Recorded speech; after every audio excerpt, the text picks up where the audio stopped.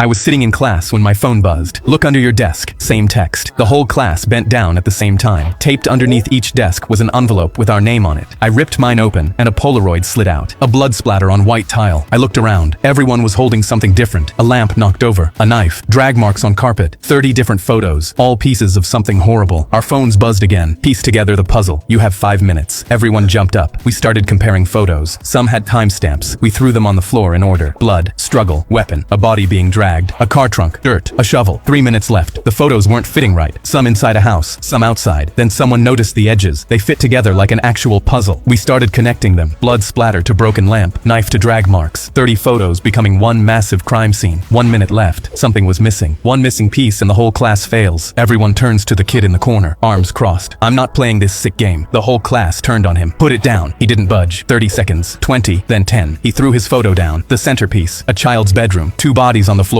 The door swung open. Our teacher walked in clapping. You just solved a 20-year-old cold case. When I was 8, someone left these photos in my mailbox. 1 each day. Pictures of my parents' murder scene. She pointed at the puzzle. The killer left DNA on the film. 20 years later, I finally got a match. She looked at us. It was my uncle. My brother did unforgivable things to my daughter in the basement at her own birthday party. I was at work when I got a phone call from my wife who was screaming and crying her eyes out. I immediately followed her location to my brother's house, and my wife was loading our daughter onto a stretcher. Our daughter was completely blue and pale and covered in bruises. There was grease all over her hair, and clumps of hair had been torn out. The ambulance wheeled my daughter away, and I immediately ran over to confront my wife. She told me that our daughter had seen my brother cheating, and she threatened to tell someone. So my brother grabbed my daughter's arm and started dragging her into the basement by her hair. And when she struggled, he poured grease all over her to get her to stop. I just smiled and laughed because I was ready to ruin his life 10 times more. That night, I went into his room and replaced his depression medication with sugar pills, and I made sure he woke up that morning to an anonymous text saying he had intercourse with someone who had chlamydia. When he finally made it to work later, I sent everyone in his job a photo I'd found of him cheating on his wife with a homeless person, and a week later, he killed himself. Oh well. My son went to blow out his birthday candles, but his aunt leaned in last second and blew them out for him. She'd been doing this for the last 4 years, never once caring it made my son cry. Not only that, but she'd also come wearing designer dresses and professional makeup to make the day about herself. She said she was too poor to celebrate birthdays as a child, so this was her way of taking back her childhood. So when my son's 10th birthday came around, I had an idea. I brought out the largest cake I'd ever bought. It had 3 layers, weighed 8 pounds, and had the candles already lit and placed. I glanced over at her face and saw what she was planning. We sang happy birthday, and my son went to blow the candles out. That's when she leaned in like always and blew hard. But what she didn't know was that I'd hidden springs inside the cake. Springs that were held down by temperature-sensitive latches that only stayed closed when in contact with heat. So as long as the candles were lit, the cake stayed together. But when she blew them out, the heat went away and the latches opened. The springs released, launching the entire center of the 8-pound cake into her face, covering her done-up hair, her professional makeup, and Gucci dress. My son started laughing so hard he was crying, and she ran out in tears. That's when I brought out the second non-booby-trapped cake for my son. My little brother was constantly coming home from school with new cuts and bruises, but when I asked him about it, he told me he was playing football at school. His school was next to mine, so at lunch, I went over to see what was really going on. He wasn't anywhere near any of the kids playing football, but when I asked a kid where he was, he pointed to a corner. I walked over and saw him sitting, reading a book, and just as I was about to leave, I heard a familiar voice. I turned around and saw my ex-girlfriend and her best friend go up to him. They started making fun of him, throwing things at him, even grabbing his book out of his hands, ripping it in half. Then she even went as far as to kick him a few times. I immediately stormed over and told her to get out of there, but I could tell this wasn't the end. My mom wanted to tell the principal and get her expelled, but I had a better idea. The next day, I took him to the ice cream shop where she worked and told him to go get some. He's deathly allergic to gluten and dairy, so after he asked for it to be specially made, I knew she would try something. I stood in a corner where I could see her making it and managed to get a video on my phone of her mixing in milk and wafers to the bottom. This would have killed him. I showed the manager, and instead of getting expelled, she now has a criminal record. In the middle of an assembly, "Can you hold this?" "Hold what?" But he was already already handing me his backpack, but the second I took it, he took off out of the back door. I stood there confused, but immediately noticed how heavy it was. I could hear something ticking and was just about to put it down. My phone buzzed. A text from an unknown number. Look inside. What the hell? Who was watching me? I looked around, but didn't see anyone. Now, I unzipped it, and my heart started racing. I saw the big red timer. I was about to drop it, but then another message. Don't scream. If you move, we'll set it off. Don't even think about trying to call the police. My legs were shaking. I was standing around all my friends. If this thing was real, we'd all die. I texted back with shaking fingers. What do you want from me? To see you suffer. Enjoy your last 30 seconds alive. 30 seconds? I was only 17. This couldn't be real. I frantically texted back, please don't do this. I'll do anything. Other people were starting to look at me, noticing how stressed I was. However, my phone stayed silent. Why weren't they responding? Were they watching me panic? I had two choices: run outside with it and die alone, or leave it and try to save myself while everyone else died. I looked around at all the other students, and I made my choice. In one motion, I grabbed that backpack and sprinted down the aisle. Bomb! There's a bomb! Everyone get out! The panic was instant, but there was only 5 seconds. I slammed through the emergency exit. I didn't know where to go. 3 seconds. Then I saw it. The football field was to my right, completely empty. I ran. 2. I threw it as hard as I could. It flew through the air, tumbling end over end, landing maybe 40 yards away. I threw myself on the ground, covered my head, and waited. 1. My entire life was flashing before my eyes, knowing there was no way that bag made it far enough to save me. This was it. This was goodbye. But I looked up. I heard screaming and saw the same kid on the ground. They stopped him. I was working the night shift, just driving around, when a car sped past me way above the limit. I instantly flicked my lights on, chasing after him. He was swerving everywhere, and I knew for sure he had to be drunk. Pull over right now! After a few minutes, he finally slowed down and pulled over. While I was radioing the traffic stop in, I ran his license plate and saw he had been arrested over 10 times for drinking and driving. I was about to get out, but just before I did, I watched this guy turn his car off and throw his keys into the woods. I was confused, but it got even weirder. He then pulled out a lawn chair, set it up, and cracked open a beer, chugging it right there. I got out and walked up, trying to process what I was seeing. I asked him what he was doing, and he smiled and said, "Just enjoying the evening, officer." Then it hit me. He knew exactly what he was doing. He turned the car off, threw his keys away, and made sure I saw him drink after he was outside the vehicle. There was no way for me to prove he was actually drunk while he was driving, and since he was drinking now, there was no way he could be operating a vehicle. Apparently, this guy had been arrested for drunk driving so much, he became an expert on the laws and knew exactly how to exploit them. He outsmarted me, and he knew it. My friend brought 2 watermelons to school on Monday because he just really loved watermelon, but the principal immediately stopped him and yelled, "What do you plan on doing with this?" My friend said, "Nothing, I just like watermelon," and the principal didn't believe him and made him throw them away. That's when we realized something. Ever since our principal banned senior pranks and said we'd all fail if anyone tried one, he'd been so paranoid that he'd confiscate anything that looked suspicious, even if we did nothing with it. By Tuesday, word had spread, and every senior brought a watermelon. 300 watermelons flooding the hallways. The principal was sprinting between classrooms, and by noon, he made an announcement that all watermelons had to be thrown away immediately. We did. Then Wednesday, we switched it up. We brought buckets, and the principal completely lost it. He was storming through the hallways, grabbing buckets out of people's hands, yelling, "I said no senior pranks." But Friday was the trap. It was 95 degrees outside, and we knew he couldn't resist. Every senior walked in carrying a gallon jug of water. The principal's voice came over the intercom, absolutely furious, saying all water would be confiscated immediately. At lunch, teachers went table to table taking every jug. Phones came out immediately. Everyone posted that our principal was denying us water in 95-degree heat and tagged news stations. Before final bell, 4 news vans pulled up outside. I watched the principal get dragged outside by the reporters as they questioned him. "Why are you denying water in this heat? Are you trying to kill them?" He tried explaining, but it looked so bad that he had to resign on the spot. Our teacher walked up to the dumbest student and asked, "You're not blind. Why are you wearing sunglasses?" She didn't say anything. She just shook her head and kept her head down. I said, "Take them off." Rhonda's hands went to the frames, held them against her face. "Please, I need them." Mrs. Porter leaned closer to Rhonda and said, "Take them off, or I'm taking them off for you." Rhonda was shaking now. Suddenly, Mrs. Porter grabbed them. Rhonda screamed and tried to hold on, but Mrs. Porter yanked them off her face. Rhonda's eyes, or where her eyes should have been, were swollen shut. Purple, black, yellow at the edges. Her whole face was bruised, cuts on her eyebrow, split lip I hadn't noticed under the frames. She looked like she'd been beaten with a bat. Mrs. Porter stumbled backward. What happened to you?" Rhonda didn't answer. She was crying now, tears leaking from swollen slits. Mrs. Porter looked at the sunglasses in her hand and saw there were tiny answers to the test written on the inside of the lenses. Mrs. Porter asked, "Were you cheating by writing the answers on the inside of your glasses?" Rhonda's voice cracked and she said, "Please, it's not my fault. I couldn't see. I couldn't study. My eyes were swollen shut all night. I didn't know what else to do." Mrs. Porter asked, "Who did this to you?" She didn't respond. I stood up, walked to her desk, desk and knelt down beside her. "Rhonda, who did this?" She looked at me through those swollen slits and whispered, "It was the school-appointed math tutor, Ms. Hutchins." I asked, "Is that the one who forced you to work with her when you failed the first exam?" Rhonda nodded. "She hits me when I get answers wrong. She says I'm stupid. She says I deserve it." She touched her face. "I got a lot wrong this week." I looked around the room. Every guy was already standing and getting ready to take action. Marcel, Devin, Spencer. Marcel spoke to the class while cracking his knuckles and getting ready to fight. He said, "She's in room 114. Devin rolled his neck. Spencer was already walking toward the door. I still don't know what happened, but Ms. Hutchins was escorted out in handcuffs with 3 broken bones. This prisoner is in solitary confinement, but random love letters keep appearing in his cell. No visitors, no vents or windows. The guards can't figure it out. It all started when I got a job at this prison and became hyperfixated on one inmate in particular. He was here for killing a little girl and was in solitary with 1 year left of his sentence. He wasn't allowed contact with anyone for any reason, but soon after I was hired, letters started appearing in his cell. They were from a girl named Maria and talked all about how she wanted to be with him, that she saw his interview and knows one mistake doesn't make him a monster the world says he is. The letters had details about her life and sometimes even included pictures of Maria. The inmate, being devoid of human contact for 15 years, quickly fell in love, fantasizing about their future, pressing her letters against his chest and using her photos as material at night. In reality, the letters came from me. I worked in the prison laundry department and was in charge of changing inmates' bedding, and every week I'd write these letters and sew them into the hem of his bed sheets for him to find. A week before he was released, I wrote my final letter, ending it with, "On the day of your release, meet me at these coordinates." On the day, he showed up to the secluded park at night with flowers, but Maria was nowhere to be found. Instead, it was me, putting a plastic bag around his head. That's how I got revenge on the man who killed my daughter. At the ice cream truck, the man told me, "Don't mind if this tastes funny." I thought it was weird, but really wanted ice cream. My friends were already eating theirs, and chocolate was dripping down their fingers. "Does yours taste normal?" I said, as I turned to my little sister. She just shrugged without saying anything, and her tongue was already stained bright blue as she kept eating like nothing was wrong. So I started eating mine too. It tasted amazing, but seconds later, I started to feel off. The world started spinning. I felt like I was gonna pass out until someone grabbed my shoulder. "Need some water, buddy?" It was the ice cream man. He pulled me towards the ice cream truck, and I saw the water in the back. He told me to go get some, and my mouth was so dry I knew I had to. I walked inside, and he said, "When's your dad coming back?" I just wanted the water, but said, "Probably not for a few minutes." Why? He got a weird smile on his face. Then, he grabbed the whole tub of the ice cream he gave me. "Go give some to your friends, then you can all come back for some free water." I thought they'd all be so happy, so I stumbled back out to give it to them. They were all so excited, but just before my sister took a bite, my dad stopped her. "Hey, where'd you get that?" Everyone started eating, and I said, "The nice man in the truck gave it to us for free." My dad was a cop, so instantly looked suspicious. He immediately brought his German Shepherd over to the ice cream, but I said, "Dad, won't Zeus die if he eats chocolate?" He didn't answer. Zeus started smelling the ice cream and instantly started barking. Everyone was scared. He was going crazy, and the ice cream man came running out. "Hey, what are you doing?" Zeus was growling. "I need my ice cream back." But my dad warned him, "Stay right there. What did you put in that ice cream?" But in that second, he ran for it. He tried to grab the tub, but my dad let go of Zeus' collar. Dad instantly grabbed all us kids and covered our eyes, but I could hear Zeus ripping him to shreds. They took the ice cream man to jail, and since I found out what he was planning to do to us, I can never eat ice cream again. My phone rang in my pocket while driving. I answered, "Hello?" But a man said, "I'm taking your child now." "Huh?" I said, "What did you say?" "I take your child from your house. I just bought her." I squeezed my phone. Who was this guy? "Like hell you are. Leave my girl alone." But he hung up. I started sweating, calling my wife, and as soon as she answered, I screamed, "Where is Riley?" At home?" I left her there to go grab groceries, but there's a man fixing our AC right now." My heart stopped, then started again at triple speed. "He just called me and said he's taking her. Call the cops." Oh my God. I knew something was off when I answered the door. I drove as fast as I could, running every red light I could without hurting someone. Every second felt like an hour knowing my 8-year-old daughter was alone with some creep. My wife called back sobbing that he was a wanted kidnapper. He had a white van. Oh God, why did I leave her alone with him? I took the turn onto our street so fast my tires screamed against the pavement, but the van was still there. I got out and ran to the front door. "Hey, where are you?" The cops ran in right behind me with my wife. There was rope on the ground, something that looked like blood, and my heart started racing. My wife started crying, knowing our girl was gone. Then we heard something. Someone was in the kitchen. The cops crept up with their guns drawn. "Hands up!" I looked and saw the repairman eating our food. He jumped up. "Where is my daughter?" He instantly dropped the fork. "Sorry, sir. I didn't know you'd be home." He was backing away. "What did you do?" He pointed at the food. "I just hungry. Long day. No lunch." My wife yelled, "Check his his van! She might be in his van!" My wife was still sobbing, holding her face while they searched the van, our basement, and they handcuffed him as she screamed, "Where's Riley? How could you do this to my sweet girl?" I hugged her, saying over and over that we'd find her. Then we heard it. "What's going on?" Everyone froze. Riley walked downstairs in her pajamas, yawning. We were shocked. The officers looked at me. "But he told me he was taking her." I pulled out my phone to show the officers the threatening call, but a text popped up. "Oops, sorry, wrong number." My history teacher gave me an A for an empty shoebox. Mr. Bennett pointed at the board. "Pick a historical period and build me a time capsule. At least 5 period-accurate items." One group made papyrus scrolls, another brought fake Roman coins, and someone hand-painted a whole medieval shield. I picked the 90s. The night before it was due, I sat at my desk with nothing. No items, no supplies, and no time to get any. I snuck into my mom's closet and found a dusty box labeled High School Memories, dumped everything out, and kept the shoebox. Next morning, I walked into class carrying just that. When Mr. Bennett called my name, I carried the shoebox to the front and set it down. He lifted the lid, looked inside, and his face dropped. "Where's your time capsule?" "Right here," I said, pointing at the box. He leaned in like he missed something. "Is this a joke?" I held up 5 fingers. "This box contains 5 period-accurate items. Nothing, nada, zilch, zero, and absolutely nothing. Because in the 90s, procrastination was invented and perfected by teenagers who left everything to the last minute." Mr. Bennett stared at me so long my hands started shaking. He burst out laughing, slapped his desk, and wiped his eyes. "That's the most accurate 90s representation I've ever seen. I should know. I was the king of procrastination back then." He scribbled an A on my sheet with a note that said, "Historical accuracy and creative problem solving." We were in the middle of a test when I caught a student whispering and pointing into his backpack. But just as I was about to stand up and bust him for cheating, he pulled out something metal and black. This kid was known for causing trouble and harassing multiple girls, one of them being my daughter. And since I was lucky enough to teach her that year, she was sitting right in front of him. I instantly started getting nervous. I didn't have a clear enough view to be sure what it was, but knew I had to get a better look, so I stood up pretending to help one of my students. However, the second I got a closer look, I realized what it was. It was a handgun. My hands started shaking, but as I sat back down, I dialed 911 on my phone, but knew he'd hear me if I even whispered. I knew I couldn't just walk out of the room and leave them in there, so I texted our principal, praying he'd respond. Sweat was dripping onto my desk, and as he held up finger guns at her, I knew I couldn't wait any longer. That's when I got an idea. I looked at that same student and wrote her a note that said, "Ask me to use the bathroom. Go get the principal, get him to check his phone, and leave the school immediately." And when I handed it to her, she could see how terrified I was. But without saying anything, she left the room. It took everything to hold back my tears. But then someone knocked on the door. Our principal walked in the room, and I immediately saw the kid get nervous. The principal walked up and asked him, "Could you come into the hall with me?" And he stood up with one hand still in his backpack. My heart raced as he walked past my daughter, but just before he finally left the room, he stopped. Everyone watched, and I saw him unzip his bag. My heart stopped, but before anyone could do anything, he pulled out the gun and aimed it directly at my daughter. I yelled, "No, don't!" and everyone screamed. I ran towards her, diving in front of her to stop it. I saw police running in behind him, but in slow motion, I saw him pull the trigger. This was it for me. I heard the click and was ready to take a bullet to the spleen, but when I hit the ground, I felt nothing. The police ran in and grabbed him from behind, and when the gun hit the floor, I saw he forgot to take the safety off. I was sweeping my garage when my neighbor stormed in and screamed, "Murderer!" Mr. Gray's cat Mittens had been missing for 3 days, and I'd seen him putting up wanted posters to find me because I was never home. Now he found me. He pointed at a tuft of gray and white fur. "Evidence!" I pulled it out and held it up. "That's from a winter coat. That's exactly what a murderer would say." He spotted the metal cage I'd set near the wall for the raccoon that kept raiding my trash. He pulled a single gray hair off the wire and held it up like he was in a courtroom. Mrs. Walden poked her head through the garage door. "Is everything all right?" Gray waved the cage at her. "He murdered Mittens." Mrs. Walden looked at me and gasped, "You monster!" More neighbors drifted up the driveway behind her. Gray pointed at the garbage bags in my truck. "He's disposing of the body." I threw my hands up. "It's old paint cans and Christmas lights." Exactly what someone guilty would say. I slammed my broom on the floor. "Fine, search the whole garage." They pulled out boxes and flipped open bins while Gray supervised with his arms crossed. Someone held up a crumpled tarp and asked if it was cat-related. A meow cut through the garage. Everyone froze. Gray looked at me like he'd caught his confession. I pulled the door open and a squirrel shot off the shelf, landed on my shoulder, and launched itself into the crowd. Mrs. Walden screamed and grabbed onto Gray. Half the driveway scattered. Mrs. Walden was still holding onto Gray's arm when we heard another meow. This one came from outside. Mittens was stretched across the hood of Gray's own car, yawning. I looked at Gray. That's exactly what a kidnapper's car would look like. My students kept killing killing every plant in sight, so I brought in one that fights back. My students started destroying every plant at school, and I didn't care until they went after Mrs. Brooks. I found her sobbing in her classroom holding pieces of a broken pot. That plant was the one last thing she had from her mother before she passed away last month. She pulled out a resignation letter and said, "I can't do this anymore. They win." Even though I saw Marcus cut up someone's bonsai tree last week, I couldn't prove it. I'm genetically immune to poison ivy, and I grow it along my back fence to keep neighbor kids out of my yard. That night, I potted 3 poison ivy plants and brought them to school the next morning with a massive red sign. Danger, do not touch poisonous plants. The next morning, Marcus walked into class and walked up to my desk, practically drooling. "Yo, Mr. J, those really poisonous." I explained how the urushiol oil binds to skin cells and causes massive blistering, weeping wounds that won't stop itching. And if you touch it, then touch other sensitive areas, you'll be explaining some very uncomfortable things to the doctor. Marcus laughed and said I was just trying to scare him. I gave the same warning to every single class, and the next day, it happened. I walked in, and 3 leaves were missing, torn right off. "Everyone against the wall," I shouted. "Someone destroyed my property, and I'm searching everyone." I started with the front row, making a big show of checking pockets and bags. "I'm checking everything. Bags, desks, pockets, shoes, everything except your underwear, obviously. I don't want to catch a case." The class laughed. Out of the corner of my eye, I saw Marcus shove something into his pants, but I kept working down the rows, checking every student one at a time. Finally, I got to Marcus. I patted down his pockets, checked his backpack, looked through his desk. Nothing. I stood up and looked him dead in the eye, knowing exactly where he'd hidden them. "You're clear." Marcus leaned back in his chair. His smirk spread across his entire face. The next day, Marcus limped into class, scratching at his arms. His hands were covered in red welts. He couldn't sit still, kept shifting in his seat like he was sitting on fire. I looked up from my desk, leaned in close and whispered, "Yo, Marcus, those really are poisonous." His face went white. Our eyes met. He stopped scratching. That's when he realized I'd played him, and the Great Plant Massacre was over. Mrs. Brooks replanted her mother's plant and never turned in that resignation letter. My ex burned my car for revenge, but she forgot what was in the trunk. 6 months into my relationship with my girlfriend, I found out she cheated on me with her brother's best friend, and I tried to break up with her. Suddenly, she started hitting herself and screaming, "You're a traitor, and if you leave, I'll tell everyone you hit me." I buried my face in my hands and had no idea what to do. Until that night, when I woke up to someone pounding on my door at 2 a.m. "Your car's on fire!" My neighbor was panicking. Outside, my entire car was engulfed in flames. My girlfriend stood across the street, phone out, recording. "That's what traitors get," she shouted, laughing. She was the one who cheated on me. I just stared at her and started smiling because she was about to find out what was in the trunk. I went inside my house and called her family to come over, as well as the police. Within minutes, 2 cruisers pulled up, and my ex-girlfriend looked as confused as ever. The detective stepped forward and arrested her. "Ma'am, you're under arrest for felony destruction of human remains." Her family crowded the doorway. She yelled, "He's setting me up. I didn't destroy any human remains." I spoke clearly so everyone could hear. "Your mother's ashes were in my trunk, Inessa. You burned your own mother." My son finally beat the old man in chess, and it was the worst mistake of his life. My son sat down to play for the first time, and the old man laughed. "Are you ready, kid?" 10 moves later it was over. My son stared dumbfounded, but the old man was already resetting the pieces. This time, halfway through, the man stopped my son's hand as he was about to move his knight. "Not there. Look at the board." He pointed at the queen. I saw it click, and his eyes lit up. From that day on, my son said, "I'm going to beat him. Just watch." And we came to the park every day to play. One day, it was pouring rain, but the man was still there with an umbrella propped over the board. That was the day my son took his bishop for the first time. The man laughed. "You're getting dangerous, kid." But then one afternoon, the man wasn't talking. He was staring at the empty bench beside him. My wife used to sit here and watch me play. She was all I had. My son got up, walked around and hugged him. Then he sat back down and pushed his pawn forward. The next day, the man handed my son a chess book. Inside the cover was written, "For Daniel. Can't wait to teach you." My son looked up. "Who's Daniel?" The man's eyes dropped. "My son. He passed before I got to teach him, but now I get to teach you." He opened to chapter 1 and pointed at a diagram. "This is how you open against a queen's gambit." Over time, the games kept getting closer. My son was now seeing 3-4 moves ahead, and one day after a close loss, the man smiled at my son for a long time. "I think you're finally about to beat me." Then the day finally came. 6 months after he first sat down, my son moved his queen slowly across the board. Checkmate. He jumped up and pumped his fist, turning to me with the biggest smile I'd ever seen. Then he turned back to the old man. "Good game." He reached out his hand, but the man didn't move. He was just sitting upright, leaning back against the chair, staring with these wide eyes. My son's smile dropped. I walked over and tapped the man's shoulder. He slumped over the table, and I realized he was dead. He'd held on just long enough to see my son win.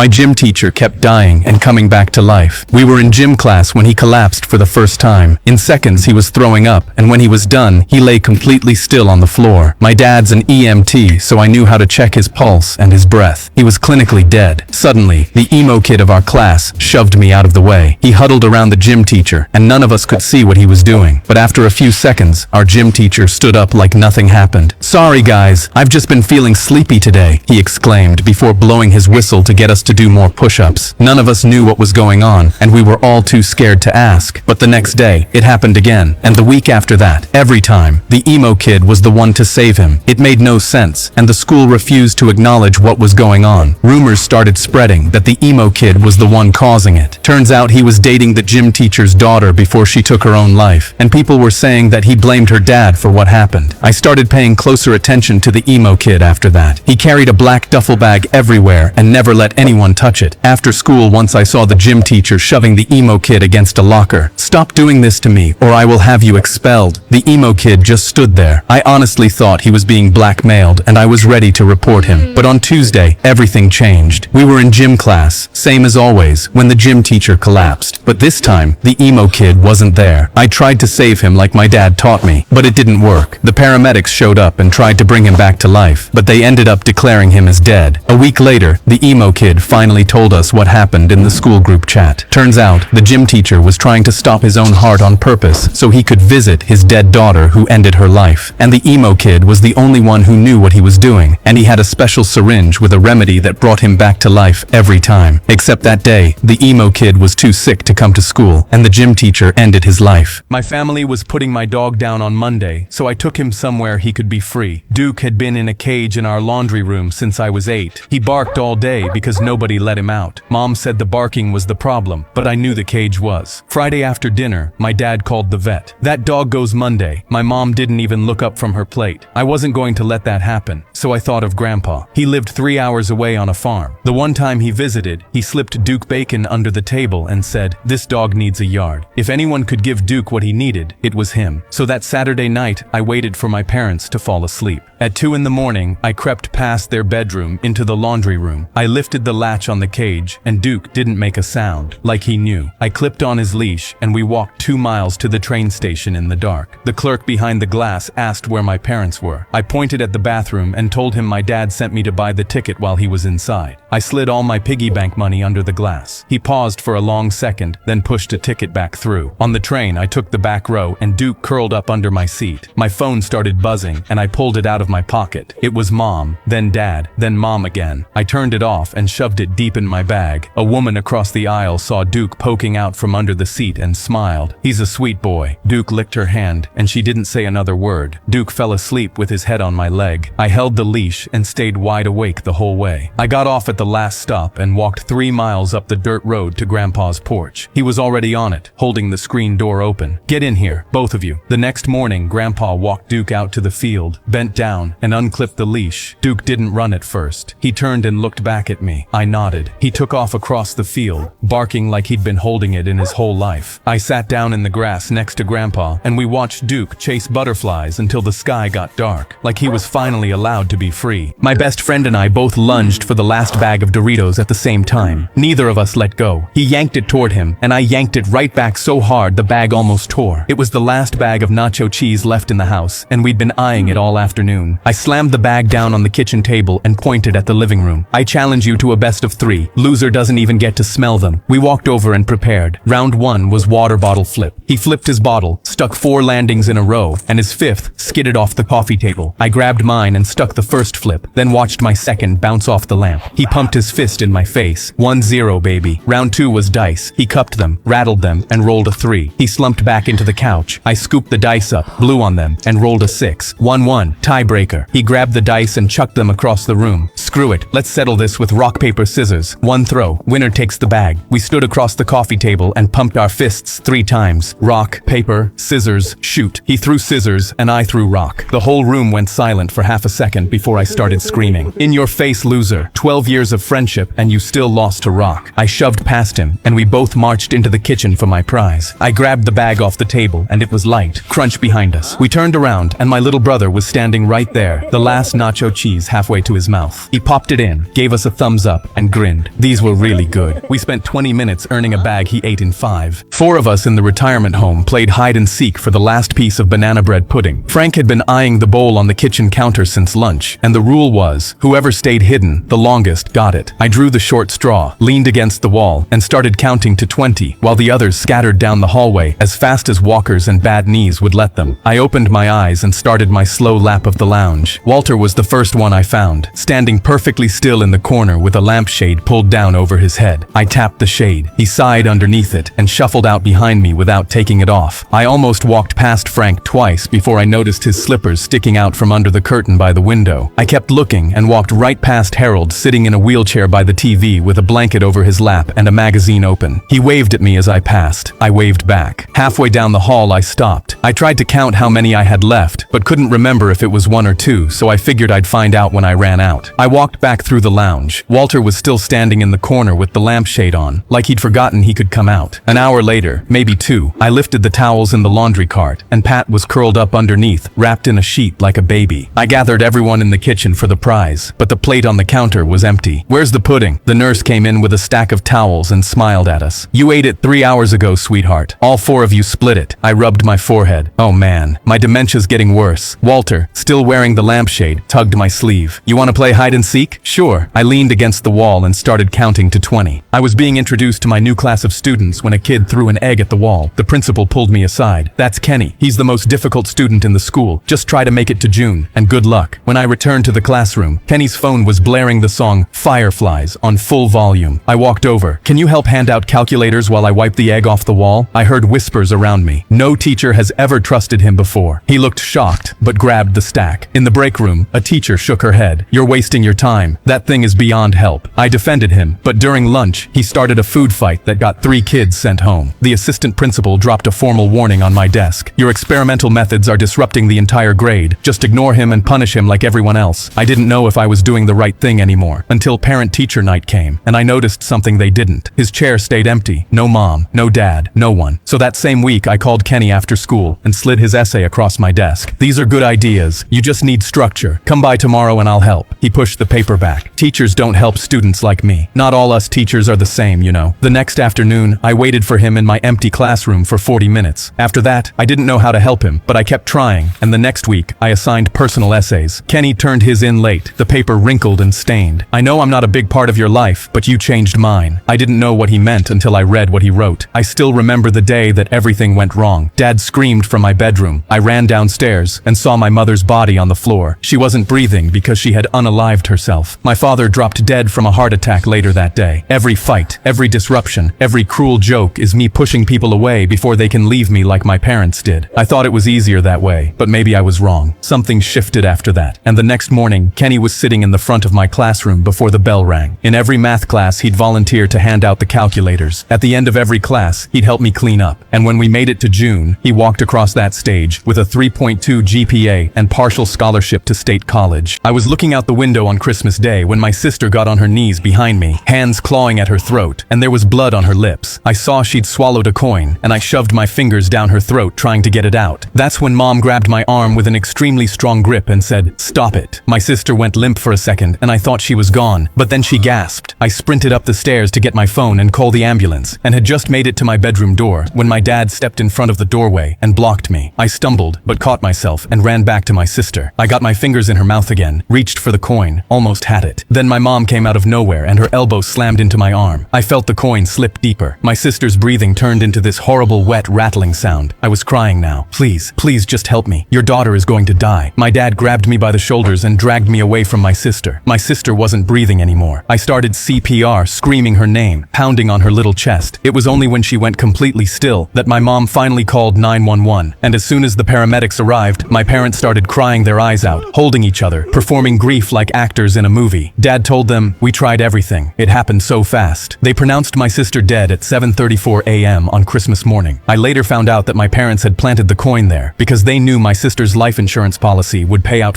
$500,000 for an accidental death. When my daughter rushed out to catch the bus in the morning, she accidentally left her iPad on the couch. But the second I saw it, she had ChatGPT open. Why would a 9-year-old be using AI? But then I read what it said on the screen. The app replied, "I can't provide detailed instructions on how to make a bomb." I couldn't believe what I was seeing and instantly started scrolling. She was actually typing this. How do I make a bomb that everyone at school will love? How can I sneak a bomb to school? I felt like I couldn't breathe. I thought her backpack did feel heavy this morning, so I ran to her room and threw open the door. She had baking soda, citric acid, and I was horrified. I called her school. "Hello? Have you seen my daughter? Has she been acting strange today?" She could hear the panic in my voice. Well, actually, yes.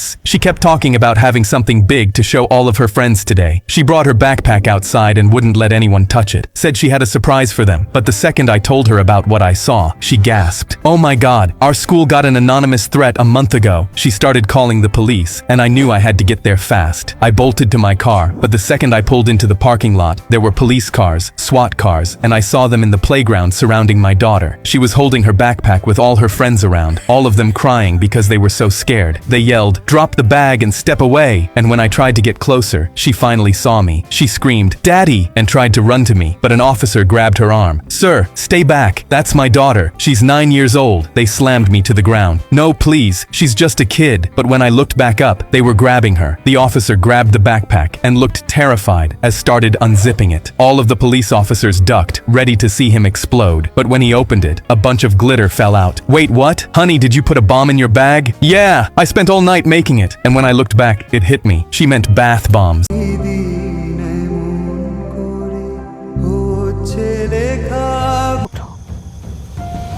এই তো সাবাস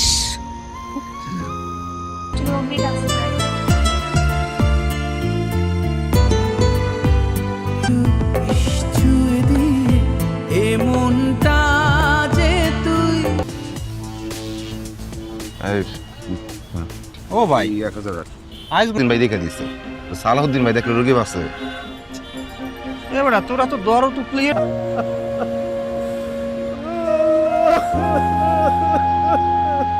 কই যাবেন? আরে যাবো কে আমি serene না এখানে এই এলাকার সবচেয়ে ভালো ক্লিনিক কোনটা হেন যাব এটা হবে। হ্যাঁ দ্রুত চলে যান এদিকে কথা আছে জানতো দ্রুত চলে যান হিসাব শেষ তার কাছে যাইস না আচ্ছা এই রজন বাটা তুই কও যে 3600 দিতে 3700 ভাই 3700 নিচে নামবে না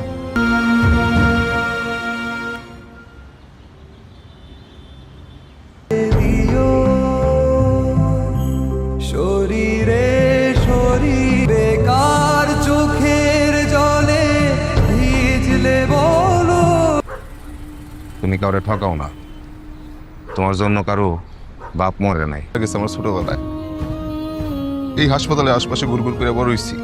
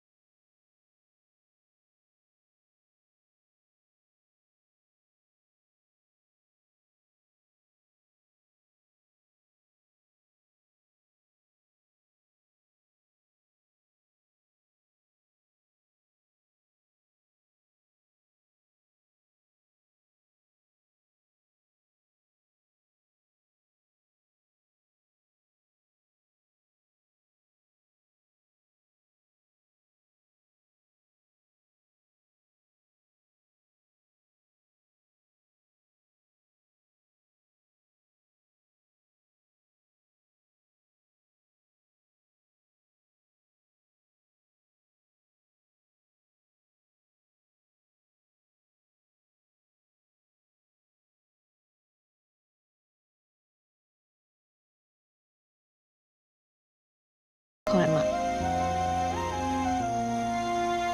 আব্বু যে আমাদের এভাবে ছেড়ে চলে যাবে বোমে মরিচ খুব ভালো হয় বোমে মরিচ দেন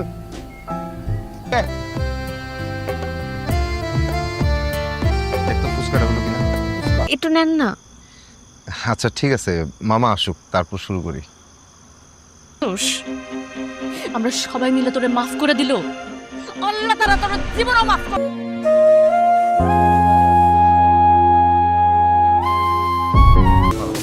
সুস্থ মানে হ্যাঁ নাচবেন না কোনো বিবেকবান সুস্থ কারণ এরকম ব্যবহার করছিল ওই দিন একটা খাও। আহা বসতে দে, বসেন না।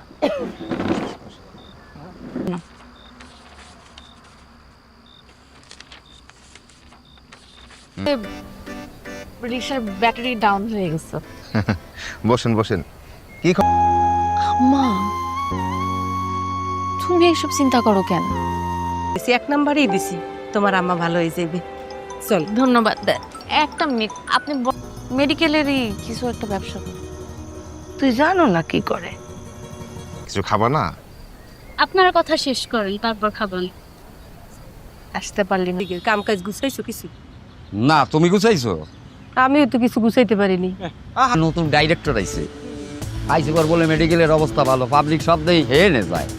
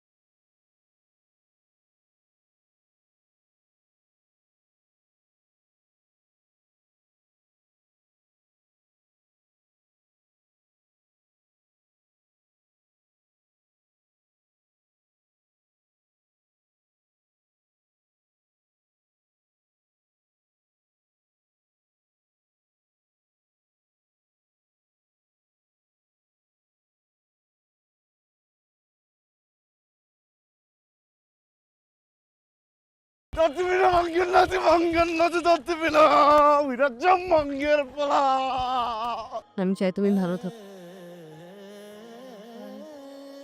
আর শোনো, যে জাহাজটা যদি সত্যি সত্যি বানাও তাহলে আমাদেরকে ইনভাইট করো। হ্যাঁ, তুমি সারাক্ষণ সমুদ্রের সাথে ফিস করে কথা বলবে আর আমি হিংসে করব। আমার হয়তো একটু সাহস বেড়েছে, বোকা ছেলেটা প্রেমে করেছে।